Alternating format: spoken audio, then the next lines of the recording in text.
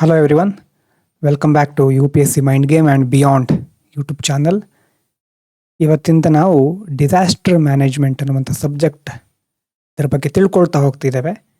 ಆದರೆ ಒಂದು ವಿಷಯವನ್ನು ನೀವು ಗಮನಿಸಬೇಕು, ಇಂಟರ್ನಲ್ ಸೆಕ್ಯೂರಿಟಿ ಲಾಸ್ಟ್ ಸಬ್ಜೆಕ್ಟ್. ಅದರ ಲಾಸ್ಟ್ ವಿಡಿಯೋದಲ್ಲಿ ನಾನು ಹೇಳಿದ್ದೆ, ಇನ್ಮೇಲೆ ನಾವು ಒಂದು ವಿಷಯವನ್ನು ಅಥವಾ ಒಂದು ಸಬ್ಜೆಕ್ಟನ್ನು ಕಲಿಯುವಂತಹ ರೀತಿ ಬದಲಾಗ್ತಾ ಹೋಗುತ್ತೆ ಅಂತ. ಹಿಂದಿನ ವಿಡಿಯೋದಲ್ಲಿ ಹೇಳಿದ ಹಾಗೆ ಟ್ರೆಡಿಷ್ನಲ್ ಮೆಥಡ್ಗಳಿಂದ ಓದೋದ್ರಿಂದ ಅಥವಾ ಅದನ್ನೇ ನೋಟ್ಸ್ PDF ಪ್ರಿಂಟ್ಔಟ್ ತೆಗೆಸ್ಕೊಂಡು ಪದೇ ಪದೇ ಅದನ್ನೇ ನೋಡ್ತಾ ಇರೋದ್ರಿಂದ ಹೆಚ್ಚು ಯೂಸ್ ಇಲ್ಲ ಅಂತ ಸೈನ್ಸ್ ರಿಸರ್ಚ್ ಆಧಾರದ ಮೇಲೆ ನಾವು ತಿಳ್ಕೊಂಡಿದ್ದೇವೆ. ಹಾಗಾಗಿ ಇನ್ಮೇಲೆ ನಾನು ಕೆಲವು ಮಹತ್ವದ ಬದಲಾವಣೆಗಳನ್ನು ಇಲ್ಲಿ ಮಾಡ್ತಾ ಇದ್ದೇನೆ. ಈಗ ನಾನು ಇಲ್ಲಿ ಡಿಸಾಸ್ಟರ್ ಮ್ಯಾನೇಜ್ಮೆಂಟ್ ಸಬ್ಜೆಕ್ಟ್ ಇವತ್ತು ಸ್ಟಾರ್ಟ್ ಮಾಡಿದ್ದೇನೆ. ಈ ಸಬ್ಜೆಕ್ಟಿಗೆ ಸಂಬಂಧಪಟ್ಟ ಹಾಗೆ ಯಾವುದೇ ನೋಟ್ಸ್ಗಳನ್ನು ಮೊದಲೇ ನಾನು ಅಪ್ಲೋಡ್ ಮಾಡಿಲ್ಲ. ಕೆಲವರು ನೋಟ್ಸ್ ನೋಡಿಕೊಂಡು ಅದನ್ನೇ ಬಾಯ್ಹರ್ಟ್ ಮಾಡ್ತಾ ಕೂತಿರ್ತಾರೆ. ಬಾಯ್ಹರ್ಟ್ ಮಾಡಿಕೊಂಡು ಅಥವಾ ಮೆಮೊರೈಸ್ ಮಾಡಿಕೊಂಡು ಬರೆಯುವಂಥ ಎಕ್ಸಾಮ್ ಅಲ್ಲ UPSC. ಒಂದು ವೇಳೆ ಆ ಥರ ನೀವು ಮನಸ್ಥಿತಿ ನಿಮಗಿದೆ ಅಂತಂದರೆ ದಯವಿಟ್ಟು ಬೇರೆ ಎಕ್ಸಾಮ್ಗಳನ್ನು ನೋಡ್ಕೋಬಹುದು. ಹಾಗಾಗಿ ಇಲ್ಲಿ ಇದಕ್ಕೆ ಸಂಬಂಧಪಟ್ಟ ಹಾಗೆ UPSCಗೆ ಸಂಬಂಧಪಟ್ಟ ಹಾಗೆ ನಾವು ಮುಂದೆ ಸಣ್ಣ ಸಣ್ಣ ವೀಡಿಯೋಗಳನ್ನು ನೋಡ್ತಾ ಹೋಗ್ತೇವೆ. ಅಂದರೆ 5ರಿಂದ 10 ನಿಮಿಷ 15 ನಿಮಿಷ ಜಾಸ್ತಿ ಅಷ್ಟೇ ಹೊತ್ತಿನ ವಿಡಿಯೋ ಇರುತ್ತೆ. 5-10 ನಿಮಿಷದ ವಿಡಿಯೋ ನೋಡಿಕೊಂಡು ಒಂದು ಸಣ್ಣ ಟಾಪಿಕನ್ನು ಸರಿಯಾಗಿ ಅರ್ಥ ಮಾಡ್ಕೊಳ್ತೇವೆ. ಅರ್ಥ ಮಾಡಿಕೊಂಡು ಅದ್ರ ಮೇಲೆ ಒಂದು ಟೆಸ್ಟ್ ತಗೊಳ್ತೇವೆ. ಅದು ಹೇಗೆ ಏನು ಅಂತ ಮುಂದೆ ನಾನು ತಿಳಿಸ್ತೇನೆ. ಸೊ ಈಗ ಡಿಸಾಸ್ಟರ್ ಮ್ಯಾನೇಜ್ಮೆಂಟ್ ಸ್ಟಾರ್ಟ್ ಆಗಿದೆ. ಈ ವಿಡಿಯೋ ನೋಡಾದ್ಮೇಲೆ ನೀವು ಟೆಸ್ಟ್ ತಗೊಳ್ತೀರಿ. ಟೆಸ್ಟ್ ತಗೊಂಡಾದ್ಮೇಲೆ ಮುಂದಿನ ವಿಡಿಯೋ ನೋಡ್ತೀರಿ. ಈ ಥರ ಚಿಕ್ಕ ಚಿಕ್ಕ ವಿಡಿಯೋ ನೋಡೋದು, ಟೆಸ್ಟ್ ತಗೊಳ್ಳೋದು, ಮುಂದಿನ ವಿಡಿಯೋಕ್ಕೆ ಹೋಗೋದು, ಈ ರೀತಿ ನೀವು ಮಾಡ್ತಾ ಹೋಗಬೇಕು. ಮತ್ತು ಮುಂದಿನ ವಾರದಿಂದ ಎಲ್ಲ ಸಬ್ಜೆಕ್ಟ್ಗಳು ಅಂದರೆ ಬೇರೆ ಬೇರೆ ಸಬ್ಜೆಕ್ಟ್ಗಳು ಸ್ಟಾರ್ಟ್ ಆಗ್ತಾ ಹೋಗುತ್ತೆ. 5-10 ನಿಮಿಷದ ವಿಡಿಯೋ ಆಗಿರೋದ್ರಿಂದ ಬಹಳ ಏನು ಹೊತ್ತು ಬೇಕಾಗೋದಿಲ್ಲ.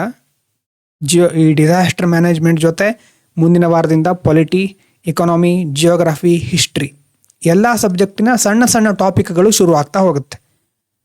ಮತ್ತು ತುಂಬ ಕಡೆ ಏನು ಮಾಡ್ತಾರೆ, ಡೈರೆಕ್ಟಾಗಿ ಅಡ್ವಾನ್ಸ್ಡ್ ಕಾನ್ಸೆಪ್ಟನ್ನು ಸ್ಟಾರ್ಟ್ ಮಾಡಿಬಿಡ್ತಾರೆ. ಆದರೆ ನಾನು ಇಲ್ಲಿ ಮುಂದೆ ಯಾವತ್ತಾದರೂ ನಿಮಗಿದು ಹೆಲ್ಪ್ ಆಗಲಿ ಅಂತ, ಯಾವುದೇ ಎಕ್ಸಾಮಿಗಾದರೂ ಹೆಲ್ಪ್ ಆಗಲಿ ಅಂತ ಎಲ್ಲ ಸಬ್ಜೆಕ್ಟಿನ ಬೇಸಿಕ್ ಕಾನ್ಸೆಪ್ಟ್ಗಳಿಂದ ಶುರು ಮಾಡ್ತಾ ಹೋಗ್ತೇನೆ. ಹಾಗಾಗಿ ಒಂದು ಸಣ್ಣ ವಿಡಿಯೋ ಇರುತ್ತೆ, ಅದರ ಮೇಲೆ ಟೆಸ್ಟ್ ತಗೊಳ್ಳೋದಿರುತ್ತೆ. ಎಲ್ಲ ಸಬ್ಜೆಕ್ಟು ಮೇನ್ ಸಬ್ಜೆಕ್ಟ್ಗಳ ವಿಡಿಯೋ ಮುಂದಿನ ವಾರದಿಂದ ಬರ್ತಾ ಹೋಗುತ್ತೆ. 5-10 ನಿಮಿಷದ ವಿಡಿಯೋ, ಬಹಳ ದೊಡ್ಡದೇನೂ ಇರೋದಿಲ್ಲ. ನಿಮಗೆ ಸಾಧ್ಯವಾದ ರೀತಿಯಲ್ಲಿ ನೀವು ನೋಡ್ತಾ ಹೋಗ್ಬೋದು. ನೋಡೋಣ ಅದು ಹೇಗಾಗುತ್ತೆ, ಹೇಗೆ ಅವಕಾಶಗಳು ಸಿಗ್ತಾ ಹೋಗುತ್ತೆ ಅಂತ. ಸೊ ಈಗ ಡಿಸಾಸ್ಟರ್ ಮ್ಯಾನೇಜ್ಮೆಂಟ್ ಸ್ಟಾರ್ಟ್ ಮಾಡೋಣ. ಡಿಸಾಸ್ಟರ್ ಅಂದ ತಕ್ಷಣ ನಿಮ್ಮ ಕಣ್ಮುಂದೆ ಯಾವುದಾದ್ರೂ ಒಂದು ವಿಕೋಪ, ಪ್ರಕೃತಿ ವಿಕೋಪ ಕಣ್ಮುಂದೆ ಬರುತ್ತಾ? ಡಿಸಾಸ್ಟರ್ ಅಂದ ತಕ್ಷಣ ಯಾವುದೋ ಒಂದು ಹಳ್ಳಿಯಲ್ಲಿ ದೊಡ್ಡ ಪ್ರವಾಹ ಬಂದಿರೋದು, ನಗರಗಳಲ್ಲಿ ಬೆಂಗಳೂರಿನಲ್ಲಿ ಒಂದೇ ಸಾರಿ ನೀರೆಲ್ಲ ತುಂಬಿಕೊಂಡು ಜನ ಹೋಗ್ಲಿಕ್ಕಾಗದೆ ಪರದಾಡ್ತಾ ಇರೋದು ಅಲ್ವಾ? ಈ ಥರ ಒಂದು ಪರಿಸ್ಥಿತಿ ನಿಮ್ಮ ಕಣ್ಮುಂದೆ ಬಂದರೆ ಅವಾಗ ಏನಾಗಿರುತ್ತೆ? ಅಲ್ಲಿ ಏನಾಗಿರುತ್ತೆ? ಸೀರಿಯಸ್ ಡಿಸ್ರಪ್ಷನ್ ಆಗಿರುತ್ತೆ. ಯಾವುದಕ್ಕೆ ಡಿಸ್ರಪ್ಷನ್ ಆಗಿರೋದು? ಕಮ್ಯುನಿಟಿ ಅಲ್ಲಿರುವಂಥ ಸಮುದಾಯಕ್ಕೆ ಹಾನಿಯಾಗಿರುತ್ತೆ, ತುಂಬ ನಷ್ಟ ಆಗಿರುತ್ತೆ. ಯಾವ ರೀತಿ ನಷ್ಟ ಆಗುತ್ತೆ? ಹ್ಯೂಮನ್, ಒಂದು ತುಂಬ ಜನ ಪ್ರಾಣ ಕಳ್ಕೊಳ್ಬಹುದು, ಹ್ಯೂಮನ್. ಇನ್ನೊಂದು ಮಟೀರಿಯಲ್ ಅಂತಂದರೆ ತುಂಬ ಆಸ್ತಿ ಪಾಸ್ತಿ ನಷ್ಟ ಆಗಿರುತ್ತೆ.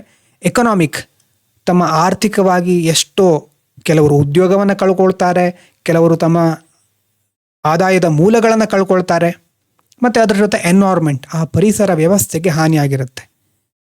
ಸೊ ಇದು ಹೇಗಿರುತ್ತೆ ಅಂತಂದರೆ, ಆ ಕಮ್ಯುನಿಟಿ, ಆ ಒಂದು ಸಮುದಾಯ ಆ ವಿಕೋಪವನ್ನು ತಡ್ಕೊಳ್ಳಿಕ್ಕೆ ಸಾಧ್ಯನೇ ಆಗಿರೋದಿಲ್ಲ. ಅದರಿಂದ ಹೊರಗೆ ಬರಲಿಕ್ಕೆ ತುಂಬ ಕಷ್ಟಪಡಬೇಕಾಗುತ್ತೆ.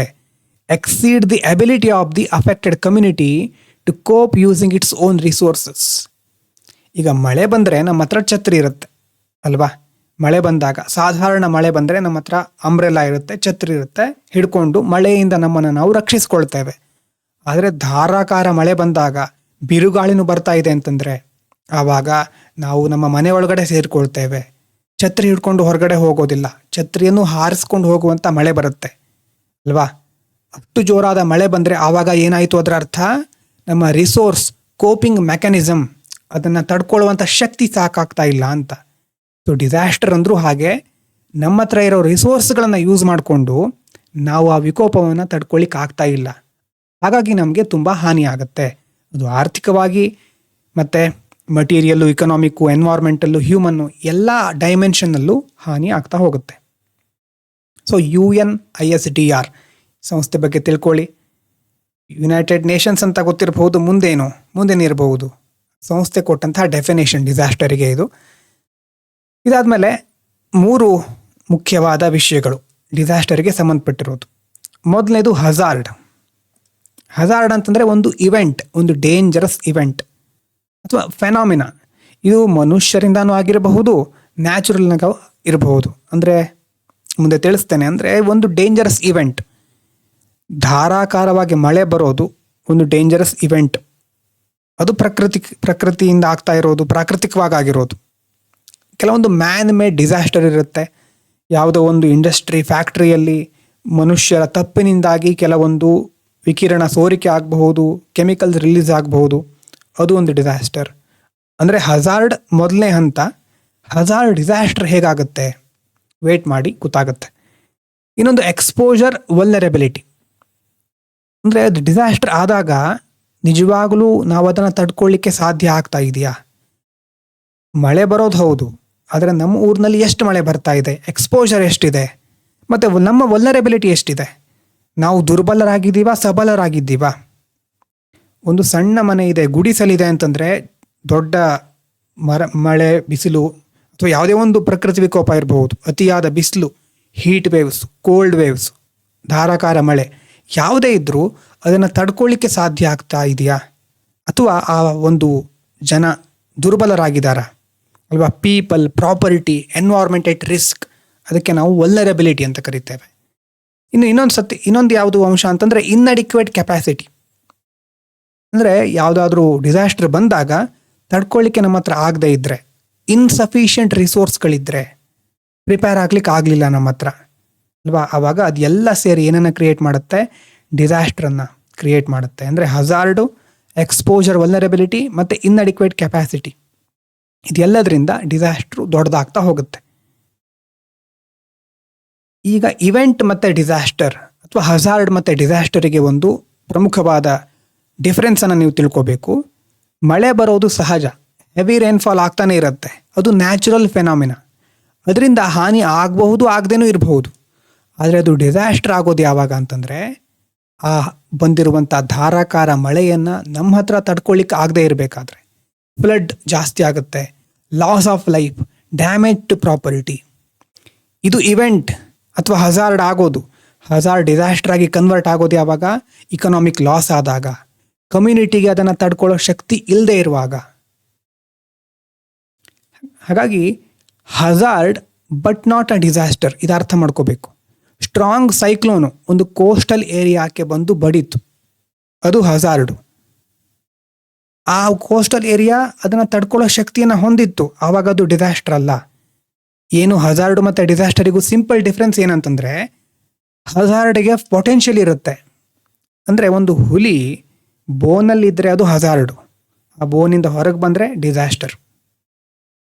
ಬೋನಲ್ಲಿದ್ದಾಗಲೂ ಅದಕ್ಕೆ ಪೊಟೆನ್ಷಿಯಲ್ ಇದೆ, ಯಾರ ಮೇಲೆ ಅದು ಅಟ್ಯಾಕ್ ಮಾಡುವ ಪೊಟೆನ್ಷಿಯಲ್ ಇದೆ, ಆದರೆ ಅದಕ್ಕೆ ಸಾಧ್ಯ ಆಗ್ತಾ ಇಲ್ಲ. ಹಜಾರ್ಡ್ ಅಂತಂದರೆ ಪೊಟೆನ್ಷಿಯಲ್ ಇದೆ ಅದಕ್ಕೆ, ಆದರೆ ಆ ಪೊಟೆನ್ಷಿಯಲ್ ರಿಯಾಲಿಟಿಗೆ ಕನ್ವರ್ಟ್ ಆದಾಗ ಎಲ್ಲ ಕಡೆ ಹಾನಿ ಉಂಟು ಮಾಡಿದರೆ ಅದು ಡಿಸಾಸ್ಟರ್. ಸೈಕ್ಲೋನ್ ಒಂದು ಕೋಸ್ಟಲ್ ಏರಿಯಾಕ್ಕೆ ಹಿಟ್ ಬಂದು ಬಡಿಬಹುದು, ಆದರೆ ಅದು ವಲ್ನರಬಲ್ ಏರಿಯಾಕ್ಕೆ ಬಂದು ಬಡಿದ್ರೆ ಅಥವಾ ಅಲ್ಲಿ ಅಪಾಯವನ್ನು ಉಂಟು ಮಾಡಿದರೆ ಅದು ಡಿಸಾಸ್ಟರ್ ಆಗುತ್ತೆ. ಕೋಸ್ಟಲ್ ಏರಿಯಾದಲ್ಲಿ ಕೆಲವೊಂದು ಕಡೆ ಒಳ್ಳೆ ಹೌಸ್ಗಳು, ಅರ್ಲಿ ವಾರ್ನಿಂಗ್ ಸಿಸ್ಟಮ್, ಇವ್ಯಾಕ್ಯುವೇಷನ್ ಇದನ್ನೆಲ್ಲವನ್ನು ಅವರು ಕೈಗೊಂಡ್ರೆ ಹಜಾರ್ಡ್ ಆಗಿ ಉಳಿಯುತ್ತೆ. ಆದರೆ ಹೌಸ್ಗಳು ಸರಿ ಇಲ್ಲ, ವಾರ್ನಿಂಗ್ ಸಿಸ್ಟಮ್ ಇಲ್ಲ, ಇವ್ಯಾಕ್ಯುವೇಷನ್ ಮಾಡಿಲ್ಲ ಅಂತಂದರೆ, ಅಥವಾ ಜನರಿಗೆ ಅದರ ಬಗ್ಗೆ ಮುನ್ಸೂಚನೆ ಇಲ್ಲ ಅಂತಂದರೆ, ಪೀಪಲ್ ಆರ್ ಅನ್ಪ್ರಿಪೇರ್ಡ್, ಜನರು ಅದಕ್ಕೆ ಸಿದ್ಧರಾಗಿರೋದಿಲ್ಲ. ಅವಾಗೇನಾಗುತ್ತೆ? Loss of life, property and livelihood. ಮೊದಲನೇ ಹಂತ ಹಜಾರ್ಡ್, ಪೊಟೆನ್ಷಿಯಲ್ ಇದೆ ಅಷ್ಟೇ, ಅದು ರಿಯಾಲಿಟಿಗೆ ಇನ್ನೂ ಕನ್ವರ್ಟ್ ಆಗಿಲ್ಲ. ಹಜಾರ್ಡ್ ಬಂದು ಹಾನಿ ಮಾಡಿದರೆ ಅದು ಡಿಸಾಸ್ಟರ್. ಹಾಗಾಗಿ ಹಜಾರ್ಡು ಮತ್ತು ಡಿಸಾಸ್ಟರ್ ನಡುವೆ ನಿಮಗೆ ವ್ಯತ್ಯಾಸ ಗೊತ್ತಿರೋದು ಮುಖ್ಯ. ಅಷ್ಟೇ ಈ ಒಂದು ವಿಡಿಯೋದಲ್ಲಿ ನಾನು ಹೇಳಿಕ್ಕೆ ಹೊರಟಿರೋದಾಗಿತ್ತು. ಹಜಾರ್ಡ್ ಇಸ್ ಅಬೌಟ್ ನೇಚರಲ್ಲಿ ತುಂಬ ಬೇರೆ ಬೇರೆದಾಗ್ತಾ ಇರುತ್ತೆ. So disaster is about people and their vulnerability. ನಮಗೆ ಬಂದು ಅದು ಅಪಾಯನ ಉಂಟು ಮಾಡಿದರೆ ಆವಾಗ ಅದು ವಿಪತ್ತು. ಸೊ ಇನ್ನು ಪ್ರಿಪೇರ್ಡ್ನೆಸ್ ಮತ್ತು ಕೆಪಾಸಿಟಿ ಹೇಗೆ ನಾವು ಬಿಲ್ಡ್ ಮಾಡ್ಕೊಳ್ತೇವೆ ಅದರ ಆಧಾರದ ಮೇಲೆ ನಾವು ರಿಸ್ಕನ್ನು ಕಡಿಮೆ ಮಾಡಬಹುದು. ಅದರ ಮೂಲಕ ಒಂದು ರೆಸಿಲಿಯಂಟ್ ಕಮ್ಯುನಿಟಿ, ಏನೇ ಬಂದರೂ ತಡ್ಕೊಳ್ಳುವ ಶಕ್ತಿ ಇರುವಂಥ ಸಮುದಾಯವನ್ನು ನಾವು ಬಿಲ್ಡ್ ಮಾಡಬಹುದು.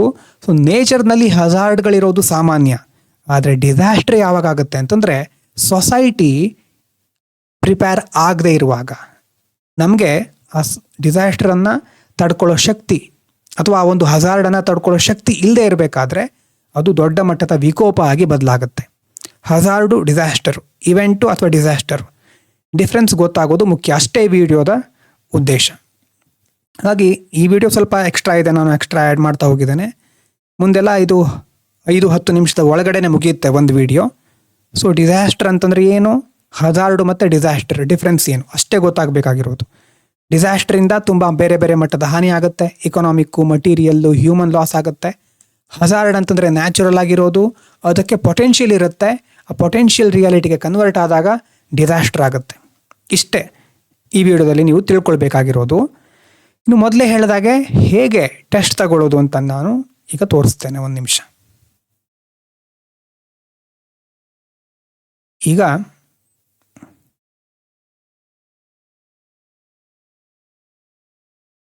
ಇಲ್ಲಿ ನೋಡಿ, ಕಾಣಿಸ್ತಾ ಇರ್ಬೋದು. ಓಕೆ, ಆ ಒಂದು PDF ಅನ್ನು ನಾನು ಟೆಲಿಗ್ರಾಮ್ನಲ್ಲಿ ಅಥವಾ ಗೂಗಲ್ ಡ್ರೈವ್ ಲಿಂಕನ್ನು ಡಿಸ್ಕ್ರಿಪ್ಷನಲ್ಲಿ ಕೊಟ್ಟಿರ್ತೇನೆ. ಈ ಒಂದು PDF ಇದರ ಇಮೇಜ್ ಲಿಂಕನ್ನು ನಾನು ಡಿಸ್ಕ್ರಿಪ್ಷನಲ್ಲಿ ಕೊಟ್ಟಿರ್ತೇನೆ. ಅಲ್ಲಿಂದ ನೀವು ಈ PDF ಅಥವಾ ಇಮೇಜನ್ನು ಡೌನ್ಲೋಡ್ ಮಾಡ್ಕೋಬಹುದು.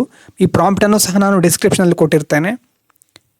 ನೀವೇನು ಮಾಡಬೇಕು, ಜಮೀನಿಗೆ ಹೋಗಬೇಕು, ಆ ಒಂದು PDF ಅಥವಾ ಇಮೇಜ್ ಏನು ಬೇಕಾದರೂ ಆಗುತ್ತೆ, ಓಕೆ, ಏನು ಕೊಟ್ಟರು ಓಕೆನಾ, ಅದನ್ನು ಕೊಟ್ಟು ಈ ಪ್ರಾಂಪ್ಟನಲ್ಲಿ ಕೊಡಬೇಕು.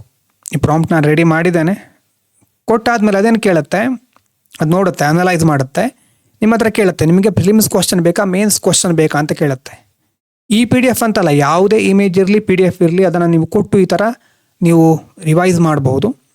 ಈಗ ಸದ್ಯಕ್ಕೆ ಡಿಸಾಸ್ಟರ್ ಮ್ಯಾನೇಜ್ಮೆಂಟ್ ಬಗ್ಗೆ ಹೇಳ್ತಾ ಇದ್ದೇನೆ. ಮೊದಲು ಆ ಒಂದು PDF ಅನ್ನು ಅಪ್ಲೋಡ್ ಮಾಡೋದು, ಪ್ರಾಂಪ್ಟನ್ನು ಇಲ್ಲಿಂದ ಕಾಪಿ ಮಾಡಿ ಪೇಸ್ಟ್ ಮಾಡೋದು, ಆಮೇಲೆ ಅದು ಪ್ರಿಲಿಮ್ಸ್ ಅಥವಾ ಮೇನ್ಸ್ ಕ್ವಶನ್ ಅಂತ ಕೇಳುತ್ತೆ. ಪ್ರಿಲಿಮ್ಸ್ ಅಂತ ಕೊಡಿ, ಅಂದರೆ ಕಾನ್ಸೆಪ್ಚುವಲ್ ಕ್ಲಾರಿಟಿ ಎಷ್ಟಿದೆ ಅಂತ ಗೊತ್ತಾಗುತ್ತೆ. ಒಂದು 15 ಕ್ವಶನ್ ಕೇಳುತ್ತೆ ಅದು ಪ್ರಿಲಿಮ್ಸ್. ಇದು ಒಂದು ಕ್ವಶನ್ ಒಂದಾದಮೇಲೆ ಒಂದು ಬರಬಹುದು, ಅಥವಾ ಈ ಥರ ಇಂಟರಾಕ್ಟಿವ್ ಕ್ವಿಜ್ ಸಹ ಬರ್ಬೋದು. ಇಂಟರಾಕ್ಟಿವ್ ಕ್ವಿಜ್ ಅಂತಂದ್ರೆ ಹೇಗೆ, ಮೊದಲು ತಗೊಂಡವ್ರಿಗೆ ಗೊತ್ತಿರುತ್ತೆ. ಇಲ್ಲೇ ನೀವು ಯಾವುದಾದ್ರೂ ಒಂದು, ನಾನು ಆ ಕ್ವಶನ್ ನೋಡಿಲ್ಲ, ಜಸ್ಟ್ ಸೆಲೆಕ್ಟ್ ಮಾಡ್ತಾ ಇದ್ದೇನೆ. ಅದು ಸರಿಯಾದ ಆನ್ಸರ್ ಇದ್ದರೆ ಗ್ರೀನ್ ಅಂತ ಬರುತ್ತೆ, ನಮ್ಮ ಆನ್ಸರ್ ತಪ್ಪಾಗಿದ್ದರೆ ರಾಂಗ್ ಅಂತ ಹೇಳುತ್ತೆ. ಎಕ್ಸ್ಪ್ಲನೇಷನ್ ಸಹ ಅಲ್ಲೇ ಇರುತ್ತೆ. ಸೊ ಈ ರೀತಿ ಕ್ವಿಜ್ ತಗೊಳ್ತಾ ಹೋಗೋದು, ಈ ರೀತಿಯೂ ಸಹ ಮಾಡ್ಬೋದು. ಪ್ರಿಲಿಮ್ಸ್ ಅಂತ ಕೊಟ್ಟರೆ ಈ ಥರ 15 ಕ್ವಶನ್ ಬರುತ್ತೆ, ಅದನ್ನು ಅಟೆಂಡ್ ಮಾಡಿ. ನಿಮಗೆ ಮೇನ್ಸ್ ಕ್ವಶನ್ ಬೇಕು ಅಂತಂದರೆ ಕನ್ನಡದಲ್ಲಿ ಪ್ರಿಪೇರ್ ಆಗ್ತಾ ಇದ್ದರೆ mains question both in English and in Kannada ಅಂತ ನಿಮಗೋಸ್ಕರ ನಾನು ಎಕ್ಸ್ಟ್ರಾ ಕೊಟ್ಟಿದ್ದೇನೆ ಇಲ್ಲಿ. ನಿಮಗೆ ಇಂಗ್ಲೀಷ್ ಮಾತ್ರ ಬೇಕು ಅಂತಂದರೆ give me the mains question ಅಂತ ಕೊಟ್ಟರೆ ಸಾಕು. ಕನ್ನಡದಲ್ಲಿ ತುಂಬ ಜನ ನೋಡ್ತಾ ಇರ್ತೀರಿ, ಹಾಗಾಗಿ both in English and in Kannada ಅಂತ ಕೊಡಿ.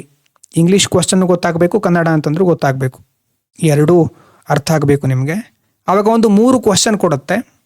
3 ಕ್ವಶನ್ನಲ್ಲಿ ಒಂದು ಸಾರಿ ನೀವು ಟ್ರೈ ಮಾಡಬಹುದು. ಯಾವುದಾದ್ರೂ ಒಂದು ಕ್ವಶನ್ನಾಗಾದರೂ ಆನ್ಸರ್ ರೈಟಿಂಗನ್ನು ಟ್ರೈ ಮಾಡಬಹುದು. ಇದಕ್ಕೆಲ್ಲ ಟೈಮ್ ಬೇಕು ಅಂತ ಅನಿಸುತ್ತೆ ತುಂಬ ಜನರಿಗೆ, ಆದರೆ ಟೈಮ್ ಕೊಡದೆ, ಅರ್ಥ ಮಾಡ್ಕೊಳ್ಳದೆ ಮುಂದೆ ಹೋಗ್ಲಿಕ್ಕೆ ಆಗೋದಿಲ್ಲ. ಇದೆಲ್ಲ 1-2 ದಿನ ಅರ್ಥ ಮಾಡಿಕೊಂಡು ಬರೀಲಿಕ್ಕೆ ಟೈಮ್ ಬೇಕಾಗಬಹುದು, ಆದರೆ ಮುಂದೆ ನೀವು ಇದನ್ನು ಮಾಡ್ತಾ ಹೋದ ಹಾಗೆ ಟೈಮ್ ಕಡಿಮೆ ಆಗ್ತಾ ಹೋಗುತ್ತೆ. ನಿಮ್ಮ ಮೈಂಡ್ ಎಫಿಷಿಯೆಂಟ್ ಆಗಿ ಇದನ್ನು ಮಾಡ್ತಾ ಹೋಗುತ್ತೆ. ಇದನ್ನು ಮಾಡಿಲ್ಲ ಅಂತಂದರೆ ಮತ್ತೇನು ಪ್ರಾಬ್ಲಮ್ ನನಗೇನಿಲ್ಲ, ನಿಮಗೆ ಪ್ರಾಬ್ಲಮ್ ಆಗೋದು. ಯಾಕಂದರೆ ಮುಖ್ಯವಾಗಿ ನೀವು ಬರಲಿಕ್ಕೆ ಹೋಗಿರೋದೇ ಮೇನ್ಸು ಮತ್ತು ಅಟೆಂಡ್ ಮಾಡಲಿಕ್ಕಿರೋದು ಪ್ರಿಲಿಮ್ಸು. ಅದನ್ನು ಮಾಡದೆ ಬೇರೆ ಏನೇನೋ ಓದ್ತಾ ಇದ್ದರೆ ಯೂಸ್ ಇಲ್ಲ. ಸೊ ಎಕ್ಸಾಮ್ ಓರಿಯೆಂಟೆಡ್ ಆಗಿರಬೇಕು, ವಿಷಯನೂ ಅರ್ಥ ಮಾಡ್ಕೊಳ್ಬೇಕು. ಸೊ ಏನಾಗುತ್ತೆ, ಆವಾಗ 3 ಕ್ವಶನ್ ಬರುತ್ತೆ, ಅದು ಹೇಳುತ್ತೆ ಯಾವ್ಯಾವ ಥರ ಅಂತ. ನಿಮಗೆ ಅರ್ಥನೇ ಆಗಿಲ್ಲ ಯಾವುದಾದ್ರೂ ಕ್ವಶನ್ನು ಅಂತಂದರೆ ಕೇಳಬಹುದು, ಅಥವಾ ಹೇಗೆ ಬರೆಯೋದು ಆನ್ಸರ್ ಗೊತ್ತಾಗ್ತಿಲ್ಲ ಅಂತಂದರೆ give me the blue print for question 3 ಇನ್ ಕನ್ನಡ ಅಂತ ಎಕ್ಸ್ಟ್ರಾ ನಾನು ಆ್ಯಡ್ ಮಾಡಿದ್ದೇನೆ ನಿಮ್ಗೆ ಗೊತ್ತಾಗಲಿ ಅಂತ, ಕನ್ನಡದಲ್ಲಿ ಬೇಕು ರಿಸಲ್ಟ್ ಅಂತ ಹೇಳೋರಿಗೆ.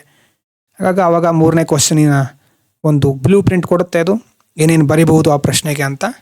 ಅದಾದಮೇಲೆ ನಿಮಗೆ ಬರಲಿಕ್ಕೆ ಹೇಳುತ್ತೆ ನೋಡಿ, ಇದನ್ನು ಆಧರಿಸಿಕೊಂಡು ಸಂಪೂರ್ಣ ಉತ್ತರವನ್ನು ಬರೆಯಲು ಪ್ರಯತ್ನಿಸಿ. ಪದಗಳ ಮಿತಿಯನ್ನು ಗಮನದಲ್ಲಿಟ್ಕೊಳ್ಳಿ ಅಂತೆಲ್ಲ ಹೇಳುತ್ತೆ. ಇದೇ ಥರ ನಿಮಗೆ ಬರುತ್ತೆ ಅಂತಲ್ಲ, ನಿಮಗೆ ಬೇರೆ ಥರ ಬರಬಹುದು, ನೋಡೋಣ. ಆಮೇಲೆ ನೀವು ಬರೆದಿರೋದನ್ನು ಆ ಒಂದು ಇಮೇಜ್ ತೆಗೆದು ಇಲ್ಲಿ ಅಪ್ಲೋಡ್ ಮಾಡಬಹುದು. ಅದು ಆಮೇಲೆ ಚೆಕ್ ಮಾಡಿ ಹೇಳುತ್ತೆ ಏನೇನು ಇಂಪ್ರೂವ್ ಮಾಡ್ಕೋಬಹುದು ಅಂತ.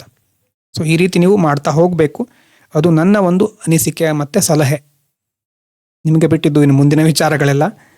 ಸೊ ಮುಂದಿನ ವಾರದಿಂದ ಮೊದಲೇ ಹೇಳಿದ ಹಾಗೆ ಬೇರೆ ಬೇರೆ ಟಾಪಿಕ್ ಮೇಲೆ ಎಲ್ಲ ಸಬ್ಜೆಕ್ಟ್ಗಳು ಏಕಕಾಲದಲ್ಲಿ ನಡೀತಾ ಇರಬಹುದು. ಮೆಂಟಲಿ ಪ್ರಿಪೇರ್ ಆಗಿ, ಮುಂದೆ ಯಾವುದೋ ಒಂದು ದೊಡ್ಡ ಅಧಿಕಾರಿ ಆಗುವಂಥ ಮನಸ್ಸಿದ್ರೆ ಆವಾಗ ನಿಮಗೆ ಬೇಕಾಗಿರೋದನ್ನು ಮಾತ್ರ, ಆ ಫೈಲನ್ನು ಮಾತ್ರ ನಿಮ್ಗೆ ತಂದು ಕೊಡೋದಿಲ್ಲ. 10-15 ಕೆಲಸಗಳು ಒಂದೇ ಸಾರಿ ನಡೀತಾ ಇರುತ್ತೆ. ಮೆಂಟಲಿಟಿ ಬರಬೇಕು. ಈಗ ಡಿಸಾಸ್ಟರ್ ಮ್ಯಾನೇಜ್ಮೆಂಟ್ ಕಲಿತಾ ಇದ್ದೀರಿ ಅಂತಂದರೆ ಇಲ್ಲಿ ನಿಮ್ಮ ಗಮನ ಇರಬೇಕು. ಮುಂದೆ ಪಾಲಿಟಿ ಬರ್ಬೋದು, ಎಕಾನಮಿ ಬರ್ಬೋದು.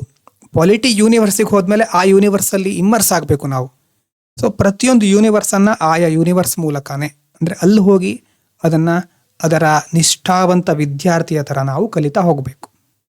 ಓಕೆನಾ? ಈ ರೀತಿ ಮಾಡ್ತಾ ಹೋದರೆ ಎಫೆಕ್ಟಿವ್ ಆಗಬಹುದು ಅಂತ ನಾನು ಅಂದ್ಕೊಂಡಿದ್ದೇನೆ. ನೋಡೋಣ. ನಿಮಗೆ ಅದು ಯಾವುದಕ್ಕೂ ಸಮಯ ಇಲ್ಲ ಅಂತಂದರೆ ಅಟ್ಲೀಸ್ಟ್ ವಿಡಿಯೋ ನೋಡಿ ಅರ್ಥ ಮಾಡ್ಕೊಳ್ಳಿ.